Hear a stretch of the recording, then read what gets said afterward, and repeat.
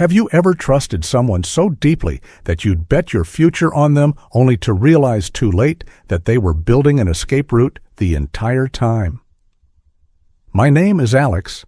I'm 32, a software engineer turned startup founder, and I've spent the last 3 years of my life pouring every ounce of energy, time, and savings into a mental health tech company I believed in with all my heart.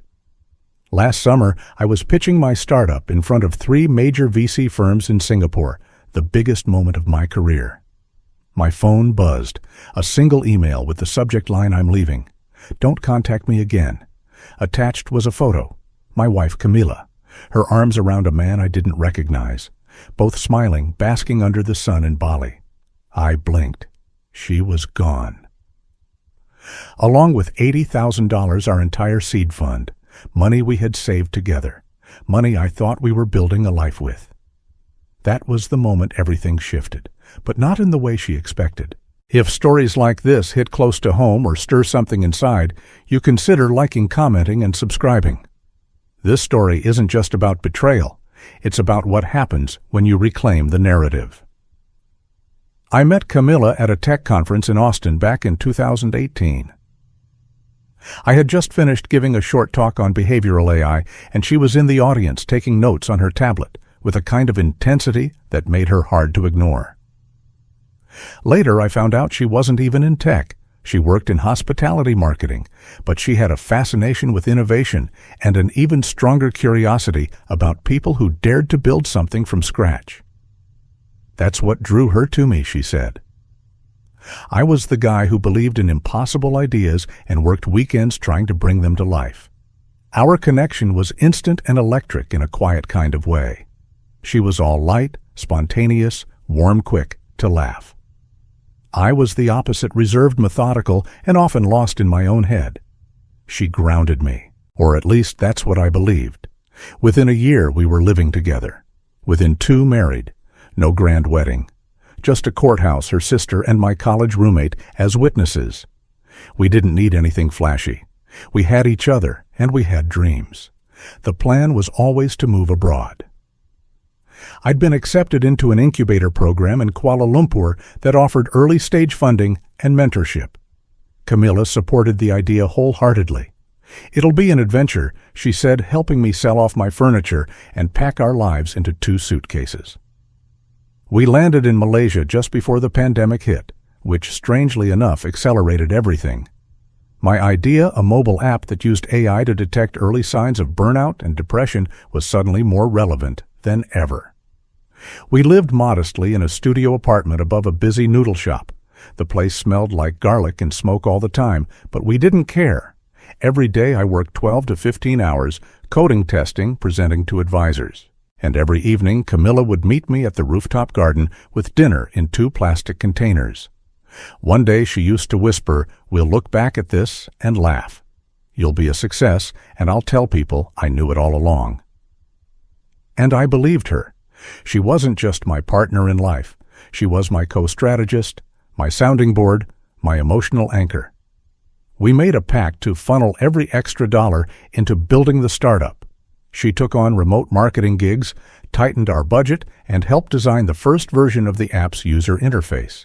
She even sat in on Zoom calls with mentors, took notes, and pointed out inconsistencies in our product roadmap. Looking back, there were moments, fleeting ones, where she seemed distant. She'd stare out the window longer than usual.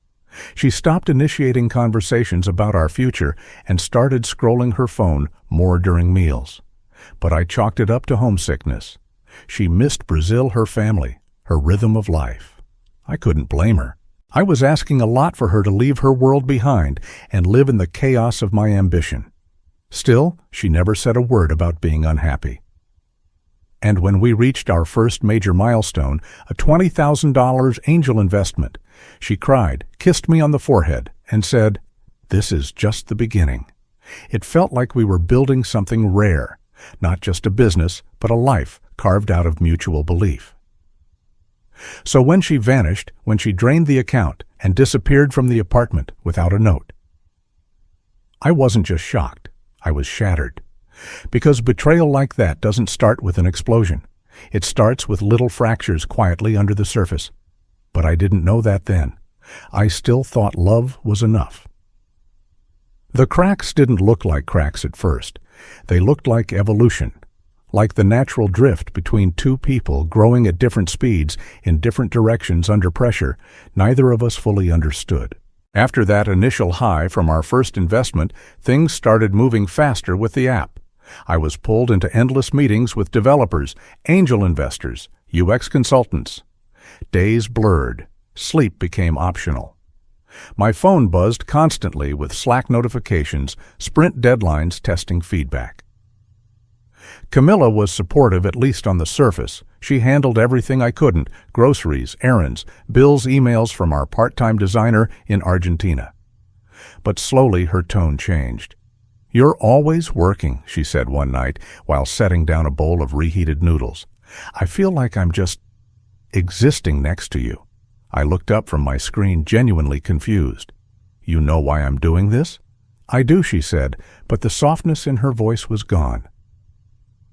"I just wonder if you still know why."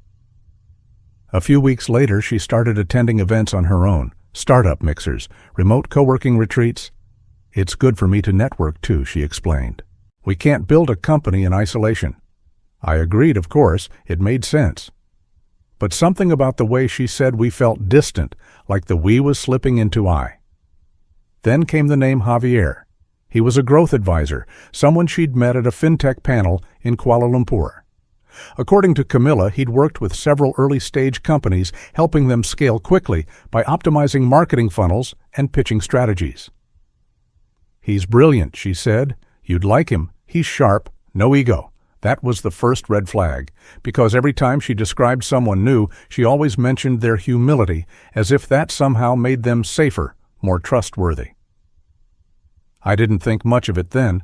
I was knee-deep in code and capital calls. Besides, she still came home every night, still curled up next to me, still smiled when I hit product deadlines. But the smiles were shorter. Her phone buzzed more. Sometimes she'd take calls on the balcony, speaking Portuguese in hushed tones. One night I walked in just as she locked her screen. She turned and smiled too quickly. "Just my sister," she said. But the screen showed a WhatsApp chat with a profile picture of Javier. I said nothing, because saying something would mean admitting I felt insecure, and men like me were taught to be rational, to wait for proof. The next week, she announced she was flying to Bali for a 5-day wellness retreat. "Javier's hosting a workshop on startup resilience," she explained. "He invited a few founders. It could be good exposure for our app." It sounded plausible, logical even, but it didn't feel right, especially when she booked her own flights with her personal account, didn't offer any itinerary, and packed her bags in silence. I watched her leave that morning with a sense of unease I couldn't explain. She didn't kiss me goodbye, didn't even look back. I should have asked more questions. But part of me didn't want the answers. Because what do you do when the person you built your life with starts moving in a direction you can't follow? You hope it's just a phase, a moment, something that will pass. But it doesn't pass. It only gets louder. And soon the whispers you ignored become the foundation of a storm you never saw coming. The day everything fell apart started with promise. I had just landed a meeting with a mid-sized venture capital firm based out of Singapore, real players, the kind who didn't waste time on hobby projects. I'd polished my pitch deck to perfection, rehearsed my numbers in the mirror, and even shaved for the first time in a week. Camila was supposed to fly back from Bali that evening. I'd planned to take her to dinner at the rooftop Thai place she loved, tell her the good news, and maybe, just maybe, feel like we were back on the same path. The meeting started smoothly. The investors liked the app's traction. They liked our initial user feedback and our potential for B2B licensing. Everything was lining up. Then midway through a question about projected burn rate, my phone buzzed. I wouldn't have looked normally, but the vibration pattern was different, longer. An email. Subject: "I'm leaving. Don't contact me again." I froze. Clicked. The body of the message was brief. "I'm sorry. I need something different. Someone who actually sees me. His name is Javier. We're in Bali. Please don't try to find me. I've already taken what was mine." Attached was a photo Camila in a flowy white dress standing on a beach with Javier's arm around her waist. He looked older, smug. She looked free. I don't remember the rest of the meeting. My voice faltered. I closed my laptop and apologized, muttering something about a personal emergency. They looked confused, maybe even concerned, but I was already halfway out the door. Back at the apartment, the silence was deafening. Her side of the closet was empty. A few framed photos were missing from the wall. Even her toothbrush was gone. I opened our banking app. I already knew what I'd find. The our startup account, had been emptied. $80,000. Gone. Cleaned out in 3 transfers across 3 days, wired to overseas accounts I didn't recognize. She hadn't even tried to cover her tracks.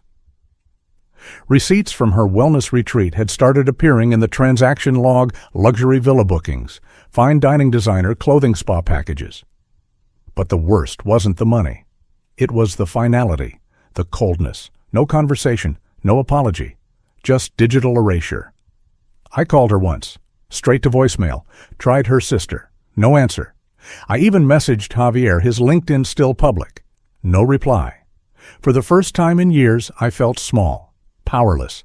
I spent that night pacing the apartment, unable to sit still. My thoughts spiraled.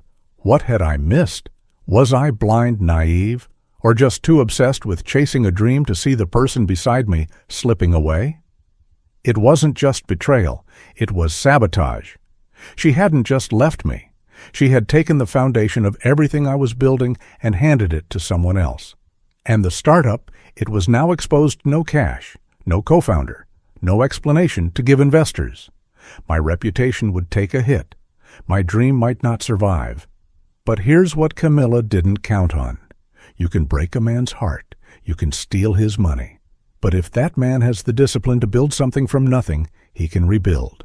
Stronger, smarter, colder. That night I didn't cry. I didn't scream.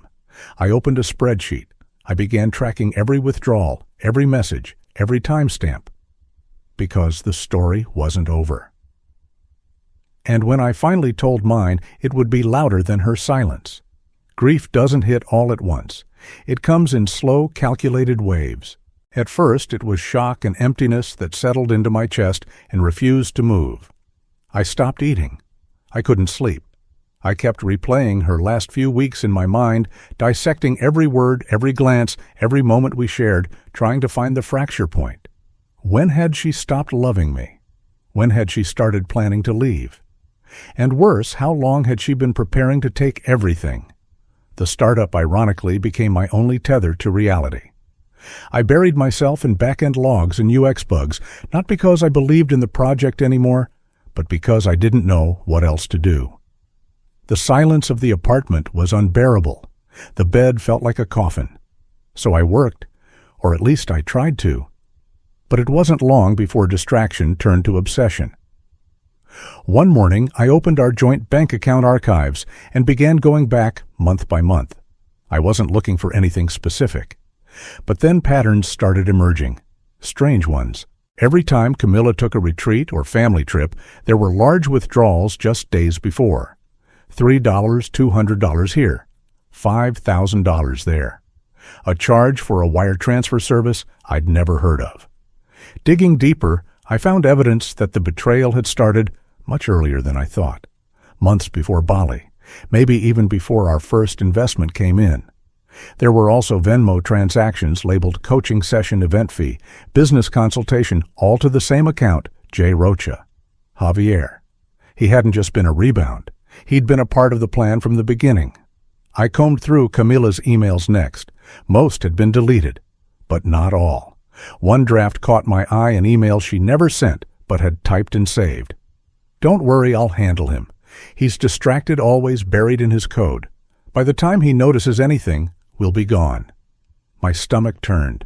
The woman I had married, trusted, and sacrificed for had been studying me like a mark, like I was just another stepping stone to someone else's freedom. I started organizing the evidence: bank statements, screenshots, cloud backups, call logs. I created folders with labels like wire fraud, intellectual property, and timeline of deception. I wasn't just a man grieving anymore. I was an analyst compiling a case. And then came the app data. I'd forgotten that our prototype used a shared developer dashboard.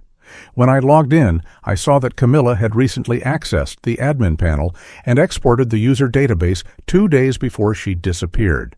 That wasn't just unethical. It was theft, data theft, and depending on which country's law, you applied possibly criminal. At that moment, everything clicked. Camila hadn't just run off with a lover. She had attempted to hijack an entire business. My business. She wasn't just trying to escape me, she was trying to replace me. I stared at the screen, not with rage, not even sadness anymore, just clarity. I had allowed emotion to blind me for too long. Love had given her access. My silence had given her cover. But I was done being the fool in her story. If she thought she could write me out of my own company and walk away with everything I'd built, then she'd underestimated more than just my intelligence. She'd underestimated my ability to rebuild. And the first thing I was going to do was make sure she never saw it coming. I've always believed that pain, when properly focused, becomes a kind of fuel. It sharpens you, clears the fog. And when the grieving stopped, that's exactly what happened. Something inside me clicked. A switch flipped. I stopped asking why she did it. I stopped wondering, what if? Those questions were worthless. The only question that mattered now was, how do I respond?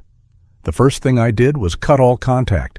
I blocked Camila on every platform: email, WhatsApp, Telegram, even LinkedIn. I didn't want explanations. I wanted distance, control. My therapist once said that the strongest boundary isn't about locking people out. It's about keeping your peace in.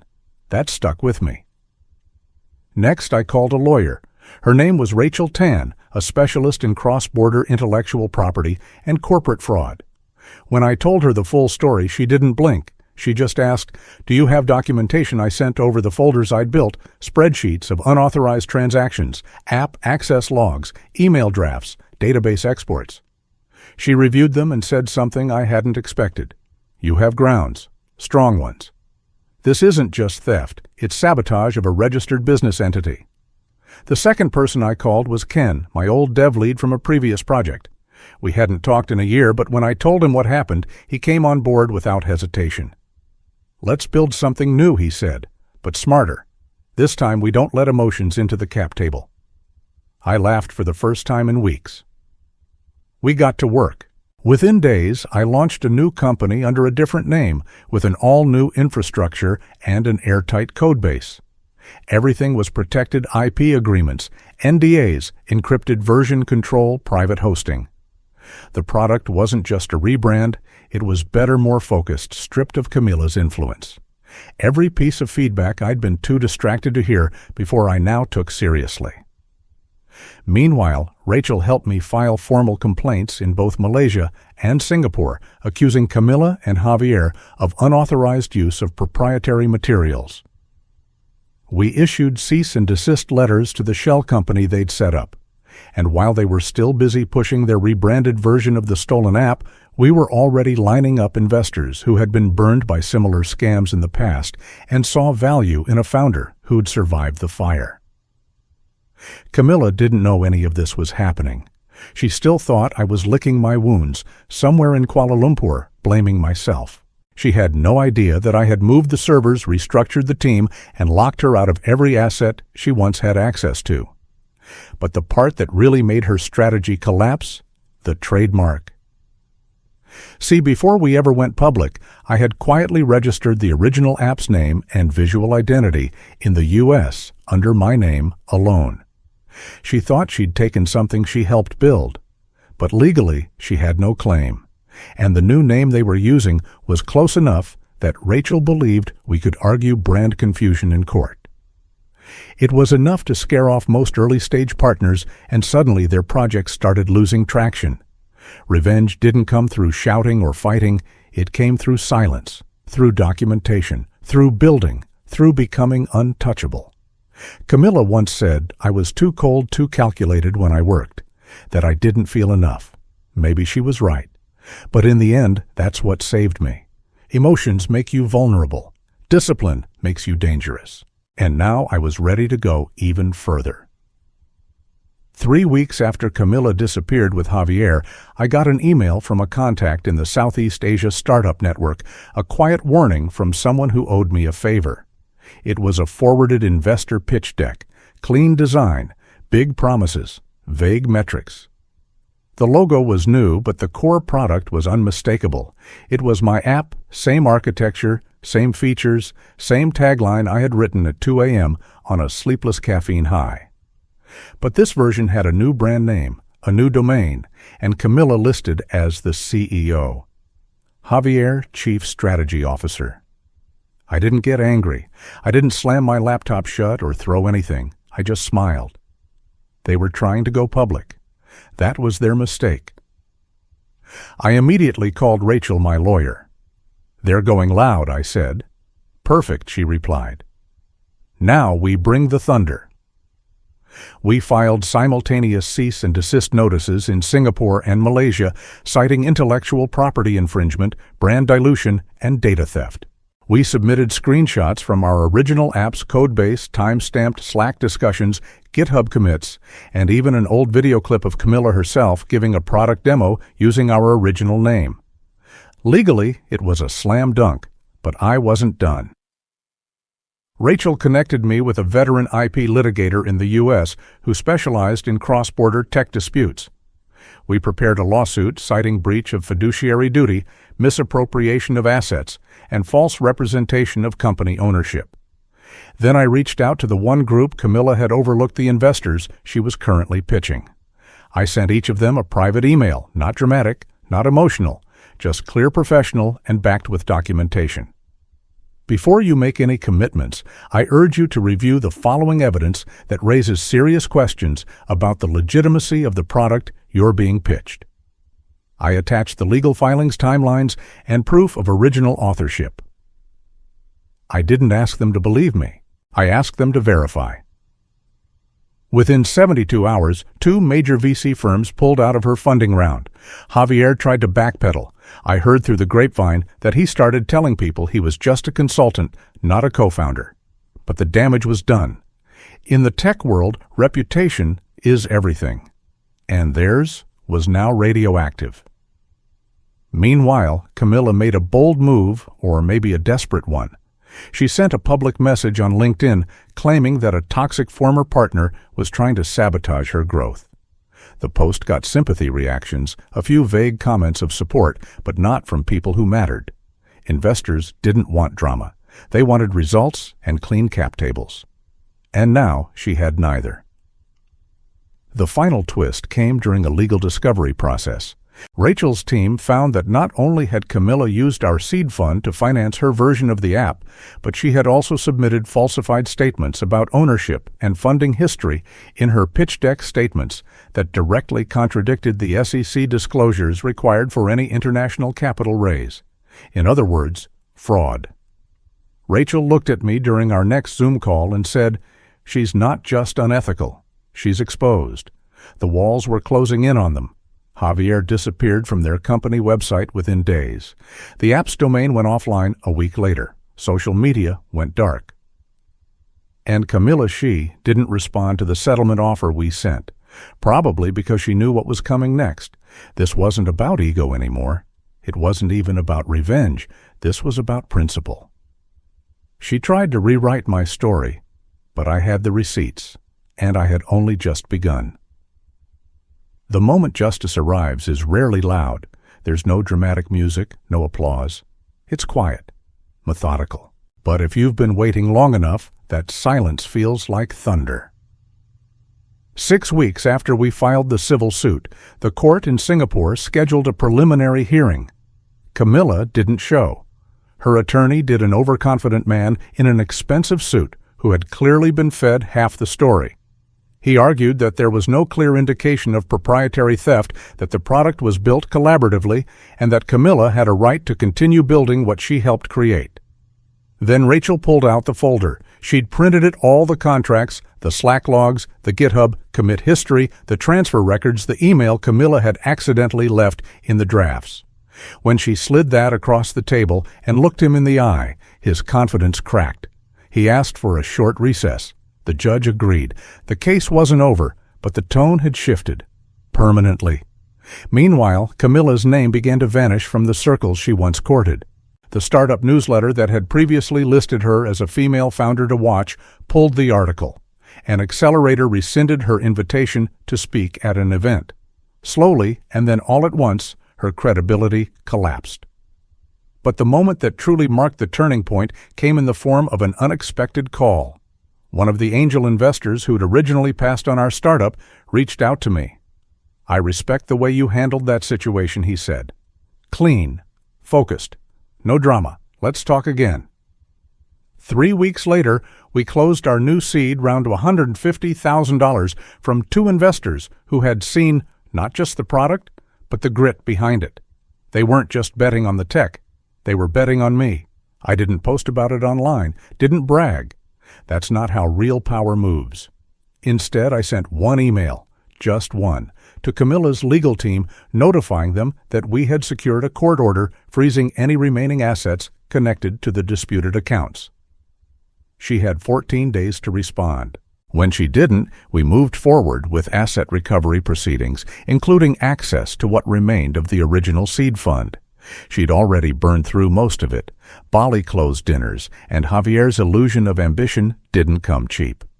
But what little remained was now legally mine again. Camila resurfaced quietly a few weeks later through her lawyer offering to settle amicably. But by then the leverage had shifted completely. Our terms were simple, full acknowledgement of wrongdoing, a public statement relinquishing all claims to the company, and financial compensation for damages and legal fees. They tried to negotiate. We didn't budge. Eventually, she signed. There were no apologies, no explanations. Just a signature at the bottom of a PDF and a line that said, "By signing this agreement, I waive all claims past, present, and future." It wasn't satisfying in the emotional sense, but it was complete, clean, and most importantly, public. From that day forward, Camila was no longer co-founder of anything. She was just someone who thought short-term betrayal could beat long-term resilience. She didn't lose because she left me. She lost because she underestimated who I would become when I had nothing left to lose. Revenge didn't require a single insult, just structure, just proof, just patience. She played the game with charm. I finished it with facts. And in the end, she didn't just lose the company. She lost the story. I moved into a new apartment a few months later. Nothing extravagant. A 2-bedroom in a quiet part of Bangkok with big windows, a simple desk, and no reminders of what used to be. It wasn't just a change of address. It was a shift in atmosphere, a space that finally felt like mine again. No shared closets, no whispers of betrayal echoing off the walls. Just silent sunlight and the slow return of clarity. The startup was alive. Actually, it was thriving. We onboarded 2 major partners, hired a lean team, and began beta testing the new version of the app under a different name. Investors were engaged. Users were responding. My focus returned sharper than ever. What once felt like loss now looked like a necessary purge. Then one evening, a message appeared on my phone. Unknown number. 1 sentence. "I'm sorry." I wasn't thinking clearly back then. It was her, Camila. I stared at the screen, then locked it. No response. No reply. Not out of anger, but because that chapter was done. She no longer had a seat in this part of the story. You don't always get the apology you deserve. But sometimes the silence you choose becomes more powerful than any words you could say. She took what she thought was everything. But what I rebuilt in her absence, she'll never touch that. And I'll never look back. Some betrayals don't need confrontation. They resolve themselves through distance documentation and discipline. What Alex experienced isn't just a story of personal loss, it's a lesson in strategic resilience. In a world where emotional manipulation and financial sabotage often wear the mask of love, your best defense isn't revenge fueled by rage. It's composure, clarity, The ability to rebuild without needing permission and to protect your future by understanding the value of your silence. People like Camila often mistake kindness for weakness and focus for vulnerability. But the truth is, when a man has the courage to start over truly from zero, that's when he becomes untouchable. If this story resonated with you or reminded you of something you've lived through, let it be more than just content. Let it be a turning point. Drop a comment below with this phrase: "If you're walking away from your own version of betrayal, I reclaimed everything in silence." And if you want to see more stories like this, real, raw, and built on truth, consider subscribing. One click helps these stories reach the people who need them most, because sometimes the most powerful form of justice is living well after the storm.